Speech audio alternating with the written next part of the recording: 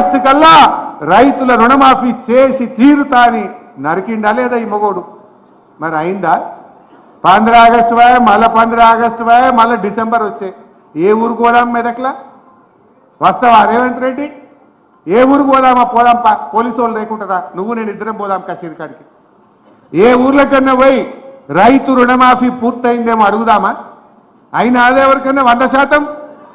ఏ ఊర్లకన్నా వస్తాడా రేవంత్ రెడ్డి? మరి ఏడుపాయల అమ్మవారు ఎంత పవర్ఫుల్. అమ్మవారిని మోసం చేస్తే ఏడుపాయల అమ్మవారు ఊరుకుంటుందా? మెదక్ చర్చు ఏషియా ఖండములోనే చాలా ప్రాముఖ్యత కలిగినటువంటి చర్చ్ మెదక్ చర్చ్. ఆ యేసు ప్రభువు మీద, ఆ మహాదేవుడి మీద ఒట్టు పెట్టిన రేవంత్ రెడ్డికి పాపం తలగదా?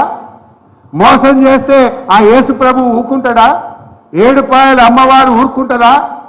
ఇట్లాంటి మోసకారి దేవుళ్ళనే మోసం చేసిన రేవంత్ రెడ్డికి మనను మోసం చేసుడో ముచ్చట్న. అసొంటి మోసకారి మాటలు నమ్ముదామా ఇంకా? ఆ మోసం చేసిన దేవుళ్ళ మీద ఒట్లు పెట్టి ప్రమాణాలు చేసి బాండ్ పేపర్లు ఇచ్చి ప్రామిసరీ నోట్లు రాసి సంతకాలు పెట్టి అయ్య తోడు, అవ్వ తోడు, అమ్మ తోడు, దేవుని తోడు అని